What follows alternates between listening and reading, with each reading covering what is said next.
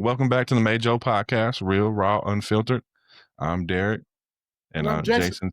Jason's here with me too. Jason, you want to introduce yourself? Yeah, I'm Jason. He likes to forget about me, but I'm the other part of this whole get up. And It was sometimes one time. sometimes he lets me talk. It's pretty cool. Like he lets me out of the box every now and then, but I enjoy it. It's just good to be here. Funny enough, you had more clips on our last episode than I had because you talked more than I did. So That's because you felt bad.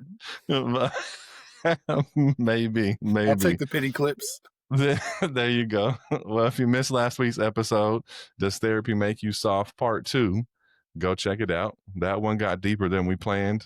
So we ended up having to turn it into 2 parts, but it was a great conversation, which, I mean, it shouldn't surprise anybody at this point with how we try to have conversations, real, raw, and honest, right? So if that didn't pop up in your feed, it's probably because your algorithm is basically telling you you're emotionally unavailable. So you might want to hit that follow button and subscribe on whatever podcast platform you listen to. I mean, that's how the work starts. If you don't care about the work, then I guess you just don't care. But I mean, if you really want to like tap in and really like connect with yourself, I mean, you should follow. Yeah, you should follow us. So, well, today we're asking a real question: for any long-term relationship, can we still be hot together? Bodies change, confidence change, life happens. Our boy Piyush is back with us today. Yeah, thanks for having me back. Yeah, of course, man. Clinical sexologist and therapist. We're going to unpack how couples find their confidence again as life and bodies evolve. So I want to kind of ask both of you this, and I was thinking about this over the past week. Like, has there been any point in y'all's relationship or in your life where that sticks out to you where you're like, man, I just don't look how I used to? And like that first like set in. And I know Jason, you got a story to tell there because you've been through a lot of transformation. But Peach, I didn't know if you've had that. I know I have as an athlete and getting older, body changing, especially knee surgery. So I just want to know what your memory was when you first looked at yourself. Was like, dang, I don't look like I used to. For me, it was when our son was born, and I didn't realize I was sympathy eating along with my pregnant wife. And I just remember going, oh man, I don't think I delivered my baby. Like, what happened? You're like, when do I lose the baby weight? Right. When does this go away? How do I lose this? Oh, that's a good one. Man, that sympathy eating when they're pregnant though, that'll get you. I remember my wife, she craved like the hard Chips Ahoy cookies in milk. And so like you fill the cup up with Chips Ahoy cookies and then pour the milk in and then chop it all up. And it had to be like this right consistency. And I was like, but then I tried it. And so like every time she had one, I'd eat one. I'm like, I'm not making you one and I'm making me one. So yeah, that sympathy eating, boy, it gets you. Yeah. Jason, what about you, bro? Man, listen. So when Sarah and I got married in 2001, I was like 6'4", 230 pounds. And I was like working out, going to the gym, doing the things. And then come around, she got pregnant with our son in 2001, shortly after we got married. And then we had him in 2002.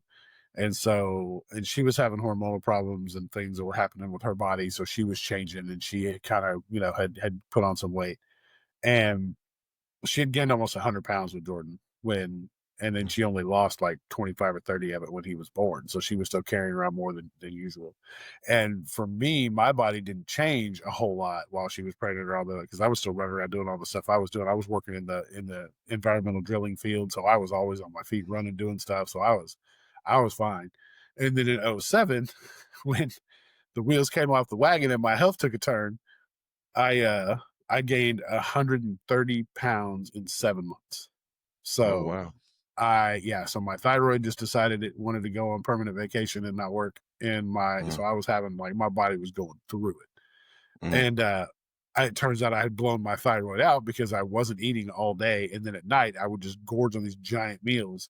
So my thyroid would go from dead asleep to like, oh, just now we got to work overtime. And then it was just, so I burned it out basically.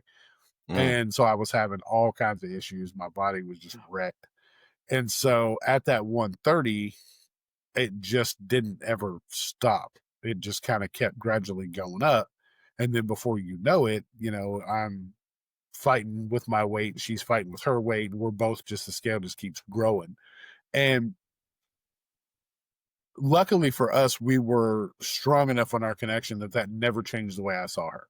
Like when I Yeah. look back now to before pictures before we had surgery, I don't remember her looking like that. Mm-hmm. So to me, when I see it, it's a shock to me. But it's a shock when I see myself too. Like I knew I was big, but when you see the pictures, but like based on what I look like now, I'm just like, holy shit, like I really was big.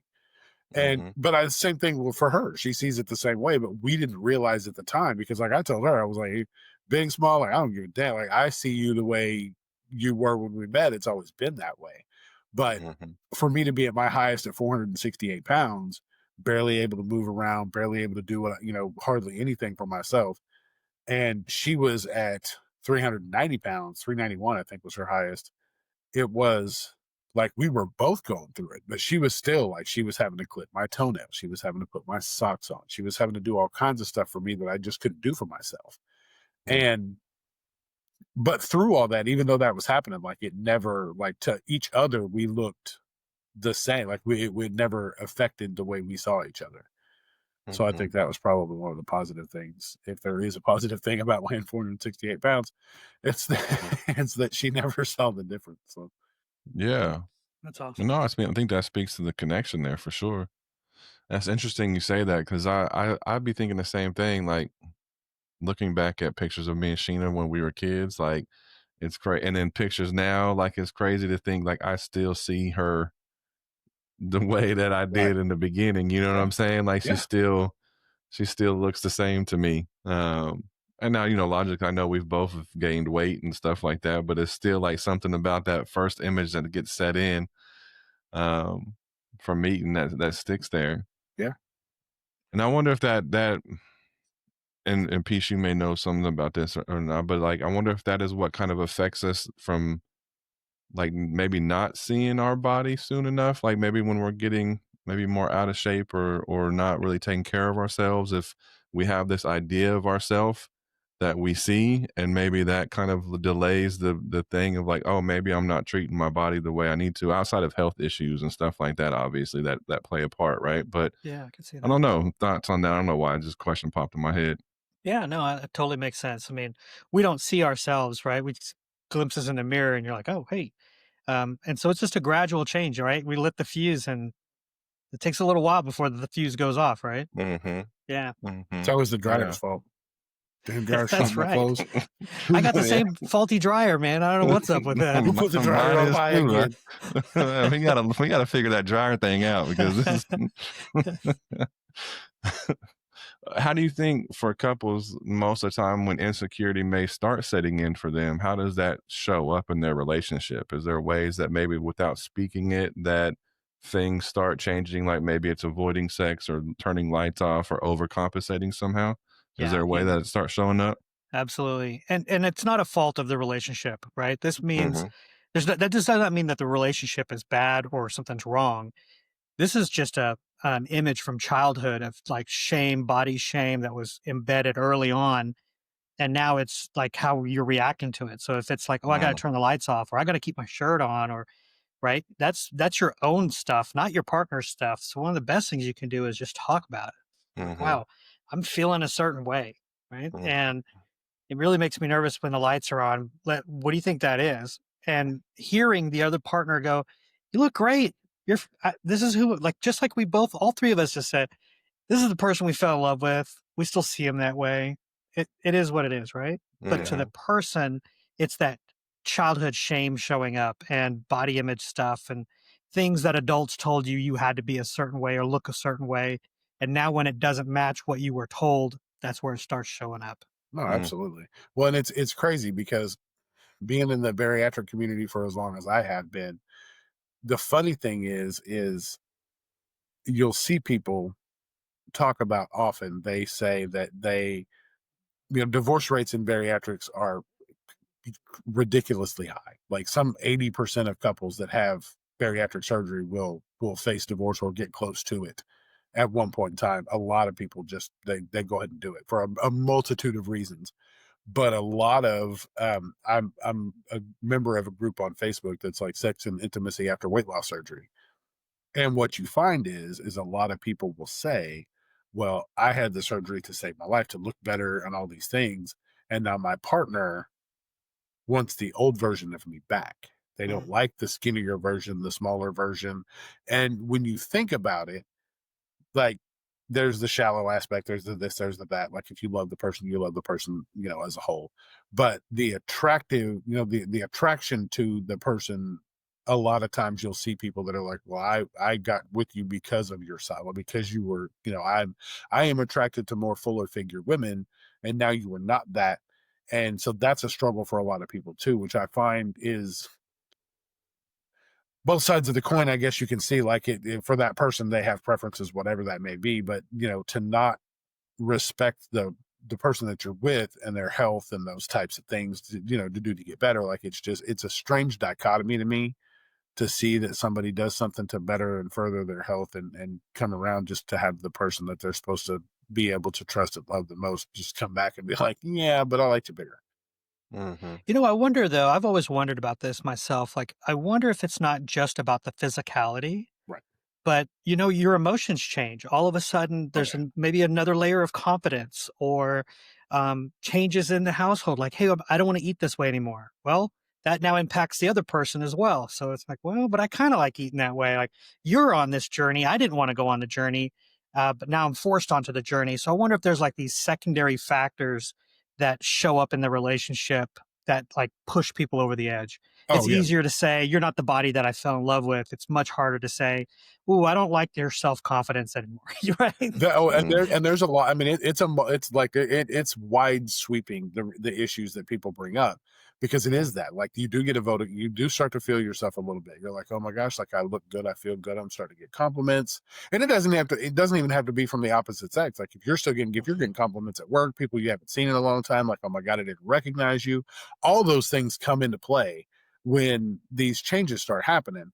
And you do, like, it does boost your confidence, and you do start to kind of, it's not cocky, so to speak, but I mean, you really do start seeing yourself in a different light, which means you carry yourself different, which means you will accept things a little less than you did before. So if you're somebody that's in a situation where you're not being respected, or you're looked at a certain way, like, you're able to be, easily manipulated or walked on, then you're not anymore. All of a sudden you're like, yeah, but you're not going to talk to me that way.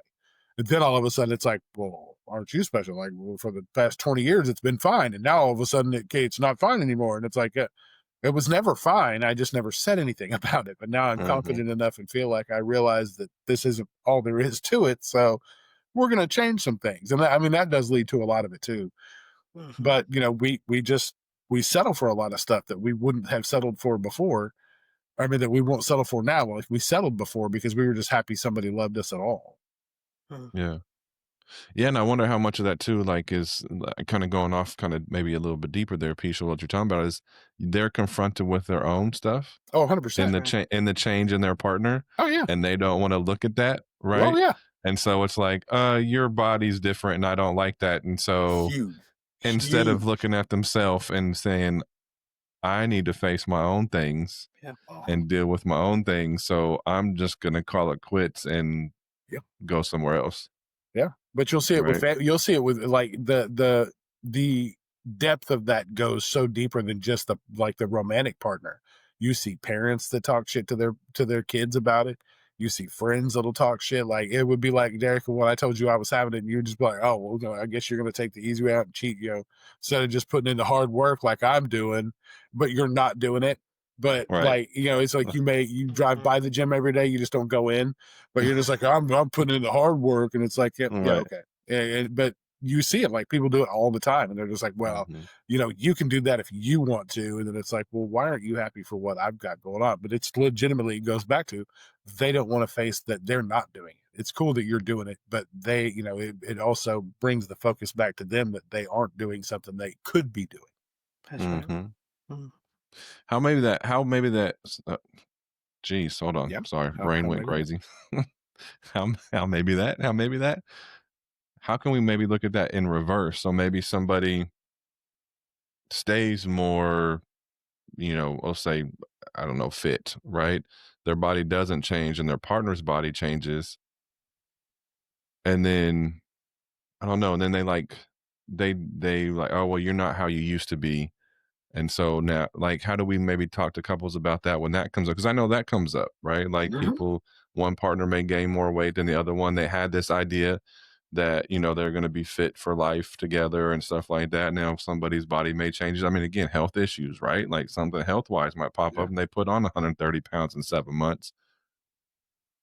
And their partner had this idea of what they would look like and what they would look like and what their partner would look like, and Right. now that doesn't look that way. Like, how do you help them kind of question through that? Like, initially my thought goes back to the childhood deal.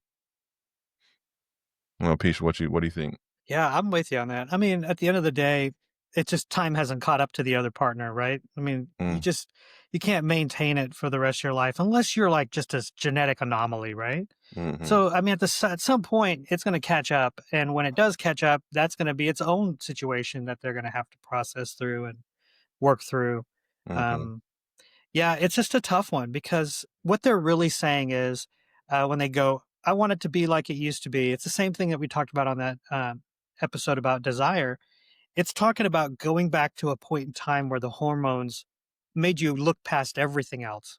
mm, And now you're kind of in that second phase of love. And you're like, well, I just don't feel the way it was. Oh, I know what it is. It's your body shape, or it's your hair, or it's how old we are, or the wrinkles, mm, or it doesn't pick a lane, right? right. The reality of it is at the end of the day, we've got to transition out of that limerence into kind of the next phase of love, which is on your way to true love, right? Which Mm-hmm, is not holding them responsible for your own childhood stuff.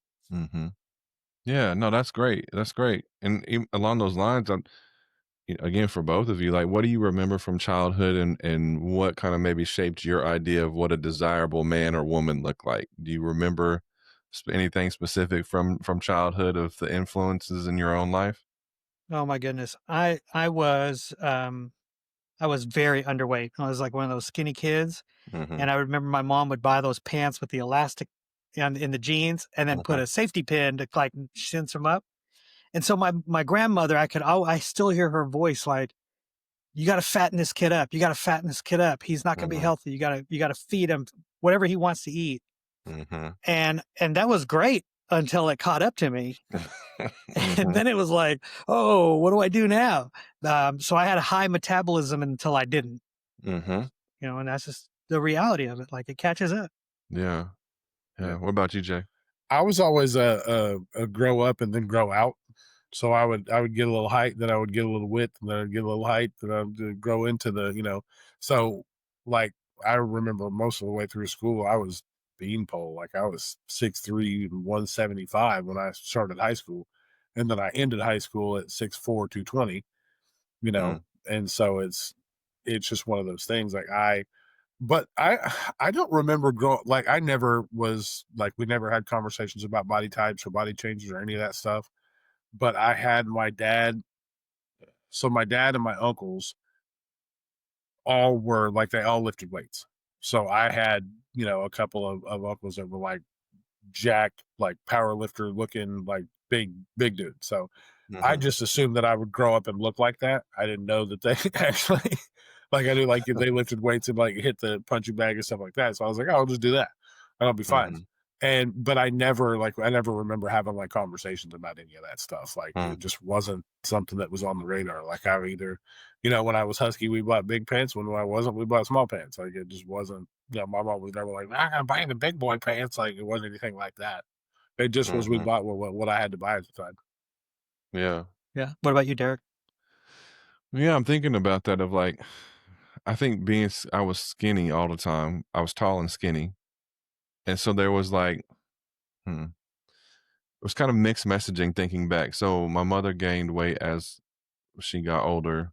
She ended up losing a lot of weight eventually. And so like on her side of things, there was like comments about how she used to be skinny and then she gained weight that she would say to me, right? But then like externally with peers, because I was tall, I already had to deal with like little man syndrome with people, and then being skinny, it made them think even more so that they could mess with me, That you you could be know, and pushed around because you were that I little. could be pushed around.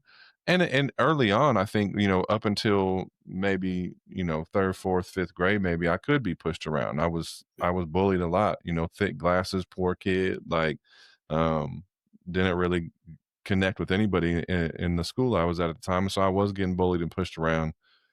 Um, and then there came a point in time where I wasn't getting bullied and pushed around anymore. You know, I was Right. 6'10", 245, which is for a basketball player is a good, decent weight, right? Yep.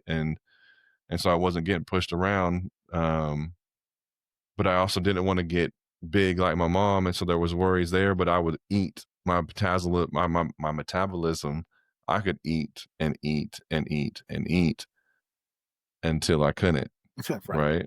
Same thing like you, Peach. And so once I started having knee surgeries and couldn't move like I used to, couldn't run and go play ball for, you know, 3-4 hours and burn 4, 5, 6,000 calories a day and all those Yeah. things, it caught up to me. And then it's like that's I think when the shame started setting in, thinking about it now, like all this kind of coming up, thinking about it now of like how my mother would kind of mention things about her body and me be worried about, you know, that trying to make me worried about it. And now that I'm bigger than what I should be, Right. because I need to lose weight, I'm overweight for what my knees can handle. It's like there's this shame that's attached with it, you know. But then there's also that piece too where it's like I'm bigger and so I don't have the issues where people try to say anything to me. So it's like this conflicted like Yeah. piece, you know what I'm Well, saying? and it's crazy too because you say, you know, you could eat like that until you couldn't. You still that's the problem is you still can. It just affects you negatively where it didn't affect you negatively before. So the appetite, the headspace, all that stuff is still there. So in your Mhm, mind, you're always like, yeah, I can do 2 dinners. Why not? And mhm, then you're like, oh, because I won't be able to fit pants. That's why. And mhm, but the mind doesn't give a shit about your pants. The mind's like, yeah, mhm. but we can do that. Let's go and do that. Because the same thing for Yeah. me. Like post op, I'm supposed to only be able to eat so much because they took 80% of my stomach out. Mm, However, I am 6'4" and I carry all of my height in my torso. So mm, my sleeve is longer than anybody else's that I know in the whole surgery community. So I can mm. hold more food than most people. I'm Mm. not supposed to be able to like I see people that are like, oh, I had 3 ounces of chicken and I won't be able to eat till tomorrow.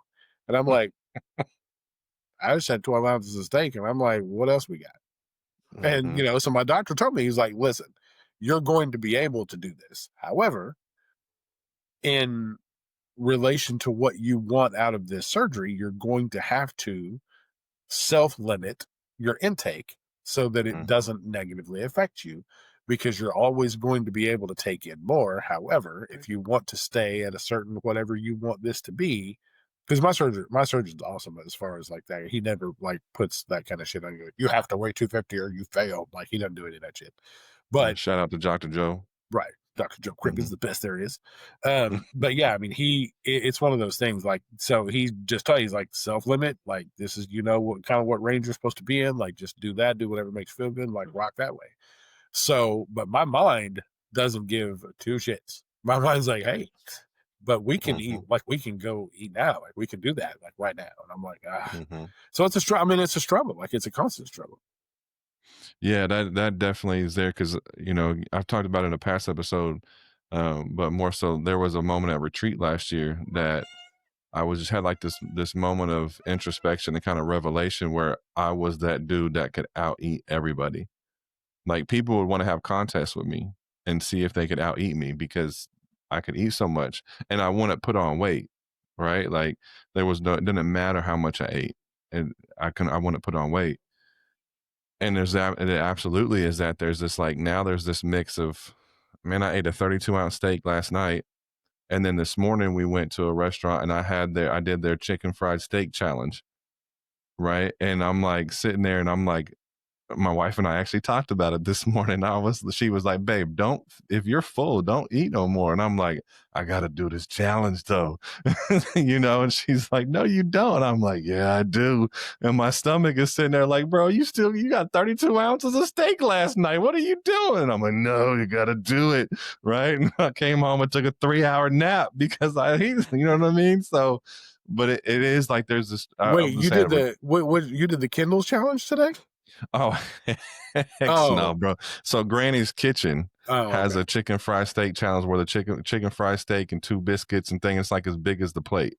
Oh, and tater tots and stuff like that. Just one though? No, because Kindles is 3. Yeah, I know. Yeah. Well, that's what I'm saying. Like, I probably could have used to smash Kindles, right? And now I'm like eating Grannies, and I'm like, bruh, this is a lot, But it's still that drive to eat like that. Yeah. And then it's like, my mind hasn't caught up with that. My knees can't do what they used to do, and so I'm not going to be able to burn this off. But it is that image thing. I think it's that image. There's an image thing there for me of like, getting some sort of recognition for what I used to like. Yeah, you're not going to out eat me. Watch. But I remember meeting a friend of mine. We said the challenge. Mm-hmm. I did finish the challenge. Challenge. And then Sheena spun the wheel and got a free coffee. I'm like, really? That's all that for a free coffee? Free coffee. But I remember after a show one time when I used to manage artists, there was an artist who was like, I think I can out eat you. And we ate we were at IHOP, and so I think we had like an omelet and 3 pancakes and something else and he and I went more just because he crashed out, and I ate more just to show him like, yeah, you're not out eating me, right? Like, and my stomach hurt just hearing it, right? But then there was like this praise from that. Right. Oh yeah. No, always. No, and I was the same way. I did that kind of stuff. I always wanted and because I couldn't, my capacity, no matter how big my eyes were, I could never, but the capacity never matched it. And Sarah would talk all the shit because she'd be like, "You're not gonna eat. Why are you ordering that? You're not gonna eat it." I'm like, "Yeah, watch me." And I would do the same thing. I'm like, "Oh yeah," and I never finished it. I got we went somewhere. I don't remember where we were. I got a bison burger that was 1 pound patties per patty, and there was 2 of them. And the bun was as big as a hubcap. And she's like, what are you going to do with that? And I was like, I'm going to eat it. No, I didn't eat half of it. And she was like, just sitting across the table staring. It's like, oh, where you going? Like, as soon as I started slowing down, you start slowing down, taking the deep breaths. And she was like, what's going on? You good? I'm like, yeah. Somewhere just got the meat sweats just dying. And she's just like, what's going on over there? I was like, nothing. I can see her doing that too. Oh yeah. Oh, talking shit and shit because we were with the girls at their travel volleyball, so all the parents were there, and she's just railing on me in front of everybody, and I'm over there like just meat sweat, just pour me, just my tummy hurts.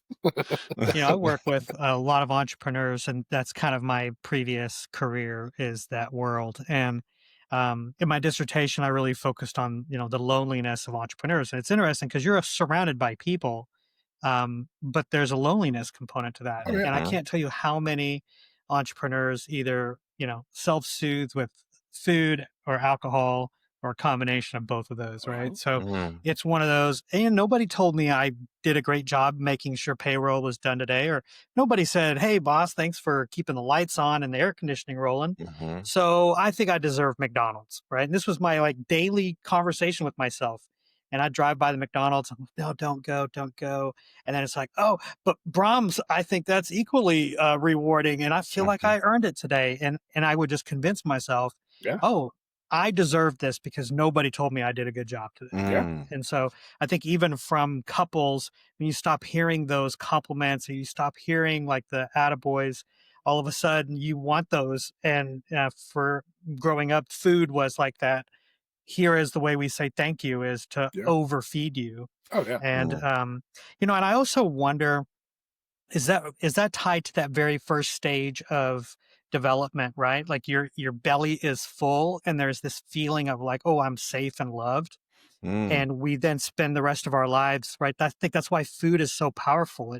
It fills you to the point where oh yeah, remember this, childhood nervous system was developed and it locked in, hey, full belly equals safe. Mm-hmm. Yeah. I'm here. Let's go. Let's do it again tomorrow. Well, and Mm-hmm. the thing about like what you're talking about with the nobody told you you did a good job today, and the entrepreneur side of things and how lonely it is. Most of the time, the people at the drive-thru are super happy to see you. They're smile face, hand you the bag. Hey, thanks. They're always there. Like they never let you down. There's always somebody at the window waiting with a bag. Yeah. And, we tie that to Krispy Kreme when the lights on. All that say, it's like, oh, look, they're waiting for me. They're calling me in. Like, they're ready Mhm. for me. And Mm-hmm. you just get that. You make a connection that, and the hard part of it is we kind of will morph that into whatever we want. We design that into whatever we feel we need, and we're like, oh, that's what I'm going to attach to this because, man, it's always good to see. They're always so happy when I come through, and I just give them just hand me the bag, and that feeling is just whoo. Mm-hmm. And then you get to They go know hide me. off and eat. Yeah, eat what you're going to eat, and then you Mm-hmm. get that full belly safe feeling from that. But it's the steps to get there. Like I still remember, I talk about this. I've talked about this on my Variation podcast before. Is I still remember the the time that I realized that surgery was something I needed to have in my life because I remember the last time going to get McDonald's before I had it. And like scenes in movies where you see people going like they need a fix and they're going to get the drug. Like, so they're driving to get him and they do everything they've got to do to get the drug. And when they finally get him and they get, start using it, it's like, oh, there it is. They get that, Mm-hmm. feel that rush. I can tell you step by step how it felt to leave work, get in my car, drive to McDonald's, go through the window, order my stuff, get back to the parking lot, consume everything that I ordered, stumble my way back into work because I was so full that I stopped halfway up the stairs, looked at the trash can that was the dumpster that's beside me, and almost got sick in the dumpster because I was so full. Mm-hmm. Drug myself up the steps, made it back to my desk, purely satisfied that nobody knew what I just did. Because I hid it from everybody. Every time that I was going to eat like a trash panda, I did it in my car away from everybody. And I had so many friends at work that wanted to eat lunch every single day. And I'd be like, well, I got to run an errand on lunch. I just wouldn't tell them what I was doing. Mm-hmm. And then I would go and sit in my car and just smash an insane amount of food to the point that I was about to get sick. And then I would just stumble back into work and nobody even went. Mm-hmm. That's amazing, man. And yeah, like the similarities there, right? Like hiding it and then the satisfaction that you hit it, but also the just the trash feeling that comes along with it, knowing that you shouldn't probably be doing this, Oh, but yet there's 100%. just that drive to do it. Yeah. Yeah, Yeah. because it so outweighs it, Mm-hmm. the drive to do it outweighs any shame you feel after. But the shame you feel after hits harder than the gratification you get from the food. So the dichotomy of that shit is wild. Because I'll sit there at my desk the whole rest of the day and just drown myself in insults. Like, Mm-hmm. you're a dirty piece of shit. Like, I can't believe you did that. You couldn't just not do that for one day. Like, look at you now. Now you're like gross feeling. You want to get sick. Now you're going to be even bigger. You're already in a 56 pant. Like, now what's next? You're going to go to the 60. We're going to top out at 60 because that's back when 60 was the biggest pant you can get. Mm. Then I'm like, yeah, what are you going to do then? You're going to wear sweats to work? You can't wear sweats to work. Then what are you going to do? Like, I just all day for the last 4 hours of my shift that day and on the way home, I'm just drilling myself on what a piece of shit I was. Wow. Wow. Hmm. So as you all have noticed, like, well, understanding how the early experiences shaped your view of body image and things like that, how do you think that maybe has affected your pursuit of intimacy in your relationship? Or has it affected your pursuit of intimacy in your relationship? Like shying away from it, like, or when you don't feel confident in that kind of way, right? Like, has that had that kind of an impact? Yeah, absolutely. I mean, there's a reason why it's like, oh, I'm feeling too full. Mhm, Maybe tomorrow, right? mhm, And that's just mhm, such an easy way to be like, yeah, I don't think I'm into it right now because I'm not into it right now. mhm, And that always warrants a conversation of like, what's this really mean? Right? mhm, What's really happening here versus Let's deflect and hope it will go away, because hope's a terrible strategy. Mm. Man. Yeah, if hope was a good strategy, boy, we'd be in a better place in the world, wouldn't we? If we could just Yeah, hope everything better. if we can hope everything better, boy, a lot of problems would be solved. Jason, what was the thought you had? So Sarah and I both got to a point where it was impossible. Like physically, like the logistics of it were just not, it wasn't possible. My stomach was too big. Her stomach was too big. Her thighs were too big. Like we just could not physically make it work. Mm-hmm. And, your knees get bad. Your fucking backs are bad. Like there's nothing you're just carrying all that weight all day. So there's nothing you could do. And so we had to find other ways, to pleasure each other. And that turned out to be like years worth of that, because there just wasn't anything we could do. Like it was just the bigger we got, the worse it was. As far as logistically, we still wanted like the want was there, and it was still, the kind of, we tried to make sure that it was something that we, always came back to. But there's something when you just can't do it that just is, man, it's rough. It's rough on the psyche. It's rough on everything. And we never let it. I mean, I'm grateful for the fact that she never let it affect us that way. Like, I don't know, as far as like, we never had the conversation as far as how she felt about it, but she was gracious in the way that we adjusted and kind of pivoted to make things work and still spend time with each other in that way and be intimate with each other. But it was hell on me because it being something that's very important to me in our relationship, not being able to fulfill that was rough. And so it was just an extra added layer of pressure and, disgust with myself and those types of things. But luckily, like I said, it was never something we had, even after the fact, like we just said, hey, it's cool that we can do this again. It's cool that Yeah. we can get back to, the old us and do things that we weren't able to do before. And there was things that, positions and things that we're able to do now that haven't been able to do since we were a lot younger and, in smaller frames. But, it's kind of rediscovering all those things has been really cool in a way, because we get to learn each other again, and things that we had to abandon at one point are coming back around again. So it's cool, kind of twofold. Like, it sucks that it happened, but it's cool that we're getting to kind of breach this new old territory, I should say. Mm-hmm. Yeah, I think that same kind of, you were talking about that kind of shame cycle. Geez, I can't talk tonight.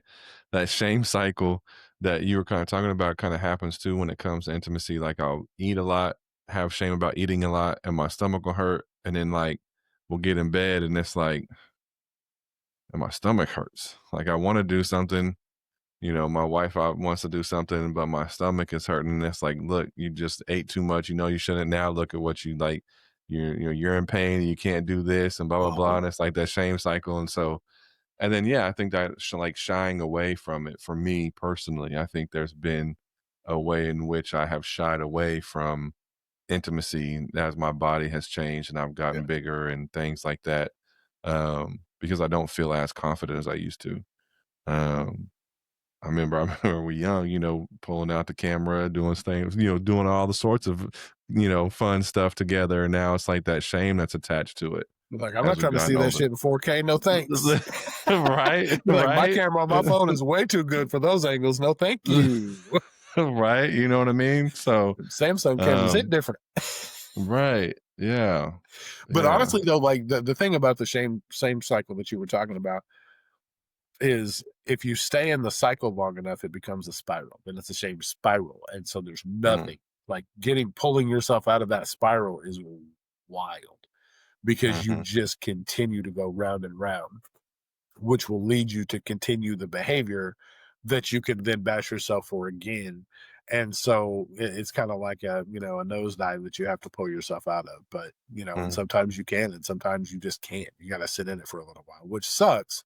But at the same time, going through it a few times is what helps you build the competency and get, kind of your tool belt set up to pull yourself out of it a little quicker next time. but Mhm. it's the sitting in it for a while that is the hard part. Yeah, Peach, have you ever had a couple, and maybe if you have, how have you have helped them work through it? Like we're talking about earlier, like getting compliments from the spouse and stuff. And I was curious, like, what happens if those compliments don't actually feel good? Like, because you're not feeling good about your body, right? Like your body image is taking a hit, and so you have this internal sense of shame. And so, like when they say it, they say the compliment, because I can recognize this in myself at times. They say, "Oh, I like you you are. I think you're still handsome. I think you're, all the things," and it feels pitying in a way, or feels Mm. fake, and it's not that they're being fake, but it's like this wall of actually accepting that they can actually mean it because of the way you feel about yourself. So is there any way that you have had an experience maybe of working with somebody to help walk them through that struggle? Yeah. Yeah. This happens. It's more than just this situation in terms of accepting a compliment. Some people just can't accept a compliment because it's always been added on with a critique or some Mm, criticism, mhm, right? And so you mhm, learn very quickly this compliment's not real, even though it's coming from genuine love and those feelings from your partner. You're seeing through that partner into that parent who was like, you know, you're never gonna be good enough. You don't look like you need to look, Are you gonna go out mhm, in that? These are all voices that then sometimes show up in our partner saying something genuine, but that's not what we're hearing, right? We're still dealing with that childhood wound.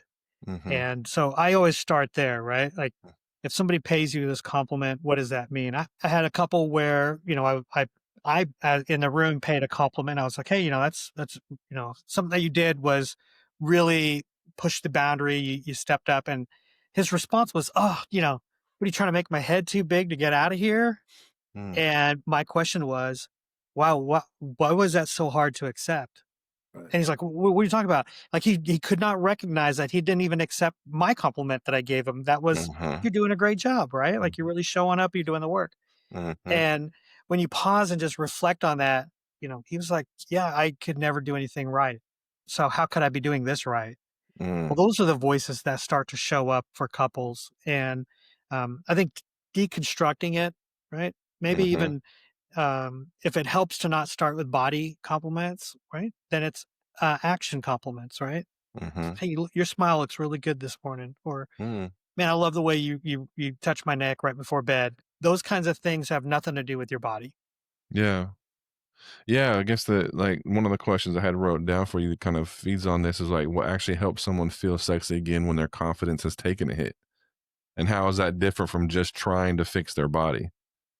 That's And I right. and I think there is some sort of, there's a level of like deconstruction first, going back and deconstructing how that view of yourself, or that whatever the thing is that's driving the dynamic that's there, that belief, deconstructing that first, and then moving forward from there. Not just like, yeah, do self affirmations in the mirror 10 times in the morning and you'll be good, right? Like it doesn't, and like this idea of fixing it, you know? Yeah.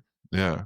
Jason, you look like you had a thought. What were your Well, thought? it's yeah, not every single thing comes with an easy fix like that. Like there are times you can get away with, for every negative thing you say to yourself, say three positive things and that kind of stuff. And that'll, that can have a level of helping as long as it's not too, like, if you're not too far gone, like those things can help. But when it gets really bad like that, you're gonna have to do some deeper work there. And Mhm, much like Peach said, it's the finding compliments and things that aren't surrounded by your body. Like there's plenty of things, like your hair looks really good today. I like the way your hair frames your face. It brings out your eyes. Those types of things. Like there's a ton of things you can say that don't relate to any kind of body things. And mhm, your outfit looks really good today. Those types of things. Because I know, you know as Sarah has fluctuated in weight, or she's on her way down and she's trying to, like, for her mind, she's not supposed to be in a medium anything, but mm, she has to go buy medium. So like she'll buy things that are too big just to turn around and donate them like when they come in. Cause she's like, well, I bought an extra large or a 2X because that's what I'm used to buying. And then she'll go and she's like, oh wait, I'm in a medium. Well, yeah. mm, She goes, but my mind won't let me buy mediums. And I'm like, well, you need to figure that out because your ass is in a medium. Like, I don't know what to tell you. But it is mm, hard. Like we do that. We get so used to our mindset goes to, I've done this way for so long, like this is what it is. Mm-hmm. So even when bodies are changing and compliments still come in, or, you say, oh, well, you haven't, to me, you don't look any different. But in our eyes, we see something completely different. And it's hard for us to reconcile how somebody else can see something that we can't. And that goes for, losing or gaining weight, either way. Like, even if your body can change a multitude of different ways, and whatever that may look like, I'm struggling myself, because as I lose weight, more wrinkles are showing. Like, it wasn't, it used to just be crow's feet, and, you couldn't really see my eyes. Well, now that I've lost a bunch of weight, I have wrinkles on my face. My eyelids are like, I've got issues with like saggy skin on my eyelids and all kinds of shit. And I'm like, it's a struggle for me. So, I look at it, and, Sarah's about to be 50 years old, and she's about to be, let me get cut. She's about to be 49. Like, I'm definitely flipping that one, putting that out there. That's going to be that'll be it. And I'm going to get cut. No. So she honestly, like, she hasn't aged a day. Like, she just doesn't. Like, she's legitimately the epitome of black don't crack. Like, she's just killing it. And it's funny to me, because I am not, like, there's no melanin here, so I'm old as shit. So I just look like the old white guy that's got this, banging mixed chick for a wife that's way younger than me, but she's not. Like, and it's funny. So I struggle with that a lot, because I'm like, the beard's all gray, and it wasn't like, it's been like, the more gray it's getting, the less color I see. I'm just like, shit. But like, a long time, I was like, I don't give a I'll wake up tomorrow looking like Santa Claus. I don't care. Like, it doesn't bother me. And it doesn't, but I think it never did until my face caught up to my beard. So I'm like, I didn't look old, but my beard was white. Well, now I look old and my beard is white. So I'm like, damn. But that's just another level of how things change. And I'm like, it's hard to accept the fact that I'm about to be 50. But on the flip side of that, I wasn't supposed to be 50. So when you're faced with the mortality of you're not going to make it to 50, but then you make changes and you do, like, I'm celebrating the fact that I'm about to be 50, but it's coming with its own struggles. So, something both of you mentioned earlier, it's got me wondering, when we, just like you said, look, you're changing, like, we see it in ourselves. And I wonder when people go, oh, that's just how we started the episode. Like, oh, I still see you as, 20 years ago. I wonder if in their mind that the person that we're saying that to is like, what lens are you looking through? Because maybe you're not seeing what I see. And I wonder if that messes with reality. 100%. Yeah, no, it does. Yeah. Because I wonder if it's easier to say, I love you the way you are today, because we are not what we were as kids when we met, right? We're very different people now. No, 100%. And maybe accepting the reality is maybe more powerful than I still see you the way you were. Then it's like, well, are you looking at me? Because I don't see myself that way. But Maybe, I don't know. I think that's where the aspect of the compliments feel fake comes from, because you're like, Sure. I got eyes, I got mirrors, I got eyes, I know what the hell I see. So how the hell are you seeing it different than what I see? But flip side of that, we're always our worst critics. We're never gonna we'll pick ourselves apart. Like, somebody will be like, oh my God, look at this. I've been in the gym for a year now, and people will be like, oh my God, look at this game. You done this, and look how much your body's changed here and here. And I'm like, yeah, but I don't have the definition in my arms I want to have. Like, my chest isn't my chest is bigger than it's ever been, with like muscle wise. And I'm like, yeah, but I still have like man boobs. So it's whatever. Like, if I flex a lot, you can tell, like, I can feel it, but you can't see it. Like, if I walk around, it just still looks like I got titties. So to me, it's like, people see things and they're like, oh my God, like, this is awesome. Like, look at your, your back is this and this. And I'm just like, I mean, yeah, it looks different, but I still have these, these love handles, and I've got, pudge here and this there. And nobody else would ever call that out. Like, they're just like, oh my God, look how much you've changed. And I'm like, but have I? Yeah. Well, a question that pops in my mind is, like, in the same way that there's like toxic masculinity, toxic femininity or feminism, toxic positivity, right? Like, I wonder if there's a way that that's playing out in like this toxic way of like, yes, we shouldn't body shame people. We should have body positivity. But then there's this way that maybe we've went past that to this toxic place. where we maybe overly try to be positive when instead of facing facing reality or facing the actual inside honest truth about what's happening with some people. Because I mean, emotional eating, weight gain is tied to emotions, right? Like there's a lot of times that excess weight equals there's something emotionally struggling going on inside that the weight is a symptom of, right? And so if there's a way that we're kind of like, body positivity, again, I want to like this toxic way of looking at it, of how we're maybe then keeping people from facing things they need to face, or not sitting with people and what they need somebody to genuinely sit in them with. Yeah. We're like, yeah, like just keep doing that. Like doing what you're doing. You're great. Like you're good, blah, blah, blah. And again, I don't think that we should shame people either. However, I think there may be like this way that we've got to this toxic place of where we don't actually look at the reality of things, that there may be something emotionally going on that this person is struggling with that we need to ask about or, dig into. I don't know. Just a thought that just came to my mind. Well, I mean, and to a point, you're right, because it's metabolic disease, and and just kind of weight as a whole. It Mm-hmm. can be a number of things, but at the same time, if somebody's not doing things that align to trying to get healthier, just telling them to celebrate their body and don't let society tell them how they should look. Mm-hmm. Well, you haven't seen my labs, so don't tell me that I can just continue my McDonald's 5 times a day diet because I look beautiful big. Big is Right. beautiful. I get that. High five. However, like, let's check labs. Let's make sure we're healthy, because metabolic disease is high as hell, and that can be in either way. You can go against somebody like, what do they call it? Fat runner syndrome is a thing. You can have people that run marathons that look skinny as hell, and they'll have a heart attack and die because metabolically they're not well. Because Mm-hmm. those types of diets and lifestyles and cultures that you put on yourself to be a certain way, whether it's big, small, in the middle, they can really cause damage to you metabolically. And if you're not staying in tune and staying on top of those types of things, just being like, well, society can't tell me how I should look, I'm just going to keep doing what I'm doing, or being celebrated for that way.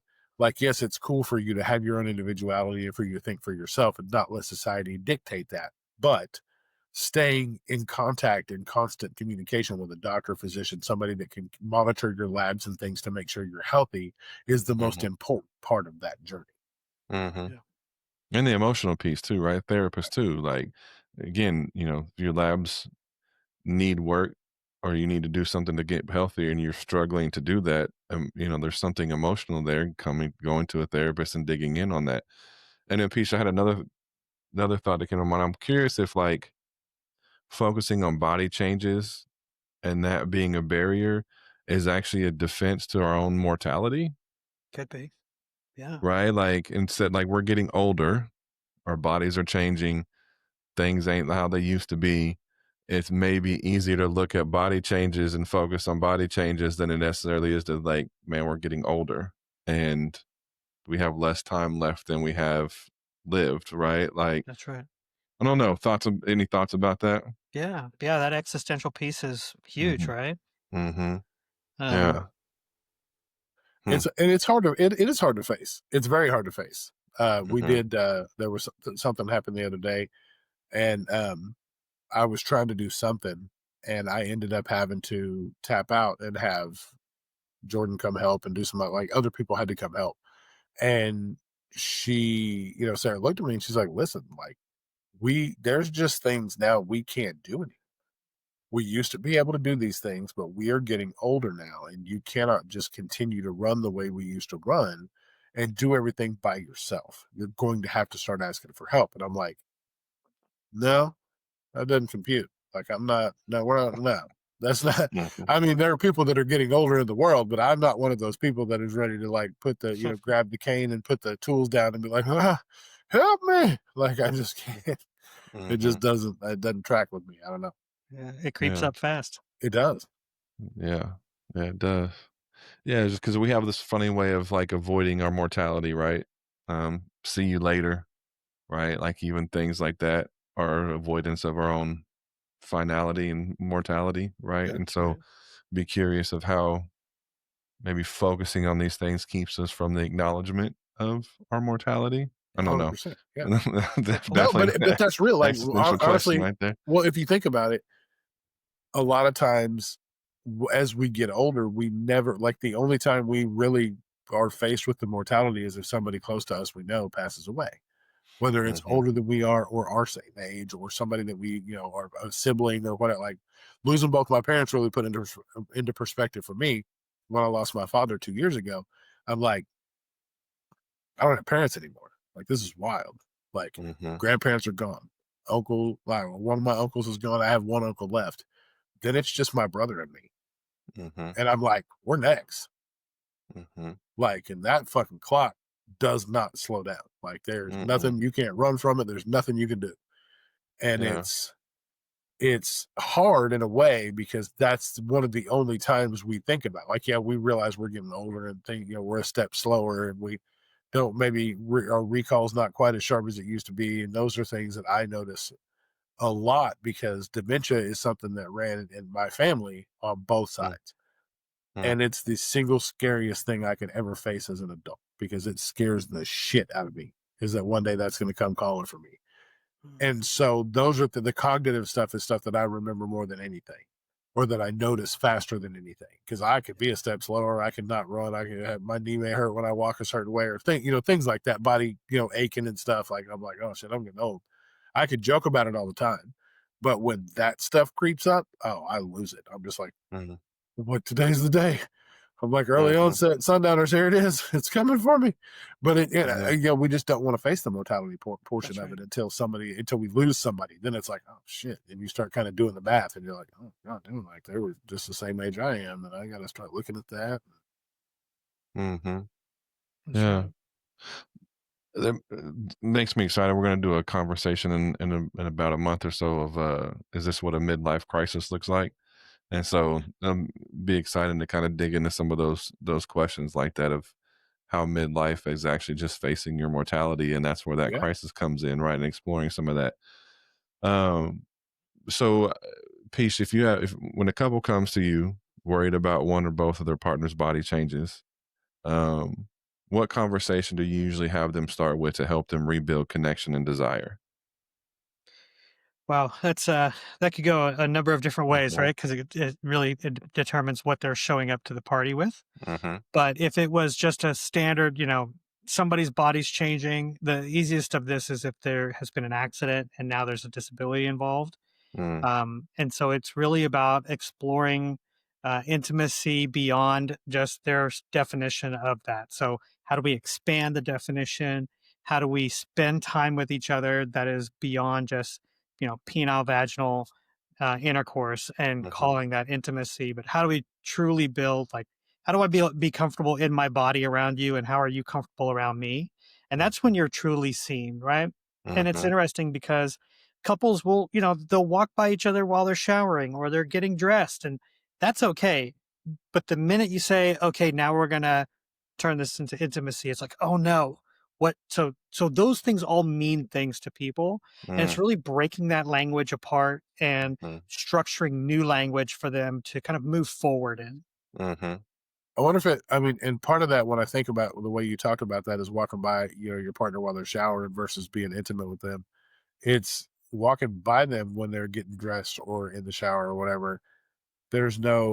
You're not touching them. So it's like almost like there's a veil of secrecy if they're not touching you. But once they put their Mm, hands on you, it's like, oh, now you can feel the changes.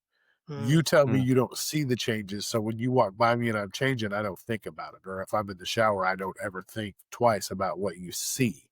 But you're feeling the difference now. And that may connect to your eyesight eventually like a Bluetooth speaker and be like, oh shit, things are a little different here. I'm feeling things I didn't feel before. And I wonder how much that plays into it. mm. Yeah, I would think so, and I know you can correct me if I'm wrong, Peach, but I would think so, like, I don't think there's I mean, I'm sure there is, but I would say majority of the time, if my wife and I are walking by each other, like, my hands are touching her, say, be in the bathroom getting ready or whatever, my hands are gonna touch her somehow. You know what I'm saying? And so if there's, I would say maybe there's already something there that's at play, but absolutely like that distance being a veil to it. And then when you actually go to focus on it, it brings up all that stuff because all that stuff is probably there individually. And that's right. why there's that veil there. And then you go to focus in it, all that comes out together and That's causes right. that. That's right. Well, and Peace, you said something too that made me wonder the the the gravity of changing from a spouse to a caregiver. Like that aspect has got to be a roller coaster. And that was one of Mm, the things, like when I was at my heaviest, and I said, like, my wife was clipping my toenails and putting my socks on, and tending to my leg wounds that were just always open because my, circulation was terrible. mhm, That was something that I was very cognitive of because I was like, what I don't want, like, you didn't sign up for this at 38 years old. Mm, Like, this is something that we do when we're in our 70s or 80s. Lord willing, we make it that far, but this isn't something in your 30s. This is something for 50 years from now when we're old and like really literally can't do it. And so I that's got to be a shift that's wild because if you're like in the caregiver mindset all the time, like that, how do you make that switch from that to okay, now I'm your wife and we can be intimate now after I've yeah. spent all day being a caregiver? Yeah, I mhm, think that happens at the first pregnancy as well, right? Because Yes. now all of a sudden you have a new definition. I had a couple in a couple weeks ago, and he's like, "Well, she's a mom now," and I was like, "She's still your wife. She's not Right. your mom. Like mhm, she is a mother to your child, She's a mom. and She's you are not your mom. dad." Yeah, but she's not your mom. She's still your wife, right? And you got to hold on to that connection because once you start putting these labels on, then we start to go, "Oh, how is a mom supposed to act?" mm, Um, and then we look at our own parents and go, "Oh, I didn't see any intimacy there, so that must not be available now because now I'm a mom. My title's changed." And so you've got to mm, hold on to those kind of core things, and it can happen from body changes. It could happen from losing your hair. You may have a cancer treatment and lose your hair. For women, that's huge, right? mm, And so, how do you work through that? And some of that is the stories that we were told as children keep showing up and processing through some of that, seeing mm, people beyond just the physical components of themselves. mm. Yeah. Well, I mean, and I there was is a big faction of people of husbands who can't look at their wives the same after their moms. Like intimately, they're like, "Oh, well, you're a mom now, so I can't do we can't do the things we did before because Yeah. you kiss our kids with that mouth, or you do this like you're a loving mother to our children, so there's no way I can defile you like I did mm, before." Yeah, you got to teach them the yes and, right? Right. uh, Yes, you are mom, and you're also my partner. Yeah. mhm, Same thing as a lady in the streets and a freak in the sheets, baby. Got to switch that mhm. up. I was sitting here thinking for a moment. I was curious if maybe I forget what the next two, 4 and 5 are 4 and 5 parts are off the top of my head, but curious if maybe it might be a good conversation to dig into the childhood aspect of how it affects sex and intimacy and have a Yeah. conversation around that. That Yeah, I might mean, be. these are stories that every day that passes, I connect with it even more and more. That as a baby, our nervous system that's what we start with. And Mhm, I don't know about you guys, but I have not found a place to go get an upgraded nervous system. mm-mm, So it not has yet. just been layered and layered and layered, but the foundation is still those first moments, Yeah. and Mhm, all of those things just determine who we become as adults and how we react to the world. So yeah, mhm, it's um, you know, to the listeners, if you're feeling this shame show up, it may not really be the shame that you think it is. It may be something else, and it's mhm. okay to go explore that to find healing in that. Yeah. Yeah, yeah. I'll have to look at it and see. Maybe we make some adjustments because I think that's a good. Because I was, these are topics people ask about and Google about, but not a Right. lot of stuff out there tells them to kind of dig in and explores that past conversation, that childhood experience conversation, and how that affects sex and intimacy. Because what you just said, I actually have a couple that is struggling with that. She got pregnant and they hadn't had sex since, and How and old is yeah, the and so kid then? um, little between 1 and 2. Nope. Yeah, Yeah, it's hard. Yeah. So exploring that may be really beneficial of like really just normalizing some of that and bringing some of that up. So I think anyway, so. I think so. yeah. So let's say there's a couple that you've worked with, they've started to deconstruct those stories that you talk about, Peace. Are there some Are there any like practical habits that couples can adopt to restore that emotional and sexual confidence, even though their bodies and lives are changing? Yeah, so I always tell them we're going to start with eye gazing. I mean, that's almost Mhm. their immediate homework is 5 breaths, and they're going to do it every day, twice a day. You know, if you want to do it in the morning and passing before dinner, whatever it is, 5 breaths. And when they come back and tell me, yeah, did my 5 breaths, great, we're ready to move on. But when they Mm. go, oh, we just didn't have time. I'm like, oh wow, you didn't have time to take 5 breaths. You've taken 5 breaths in the time you told me that you didn't do it, That's right? right. So so that tells me there's an avoidance, right? So Mm, this avoidance is super strong, and that avoidance is around, wow, what if not seen? What if it's not accepted? What if I'm rejected? So we got to work through some of those stories, right? mhm, Those stories are really showing up in their world, and I've had that happen where they literally were like, "We didn't have time to take our 5 breaths together." And mhm, I'm like, "Okay, what are we really avoiding?" And the avoidance was rejection. I'm afraid that when I asked to do our homework, you're going to be like, "No, I don't want to do it with you." And that rejection started long before these two had met, right? That mhm, feeling of I'm not good enough was anchored in by a dad, and it showed up now that they're married. Now there's vulnerability, it's showing up, right? mhm, And so mm, it's really deconstructing like that. With body stuff, we hang out in phase 1 and 2 of sensate focus. We may stay there for a month, right? Phase mhm, 1 is just touching, one partner touches the other partner for 5 to 8 minutes. Don't set a timer, just whatever feels right. And you're only going to touch for 3 things: temperature, texture, and pressure. And that's all you're trying to feel. You're avoiding genitals in the chest, and the person who is being touched, you're supposed to be mindful. And what does this feel like, right? What parts like for me, right? mm, And that's okay. I give them a little cutout of a human, and here's some colored pencils, and it's like, okay, you're gonna mark the parts of your body that you're like, yeah, I love my hands touched. Okay, color those green.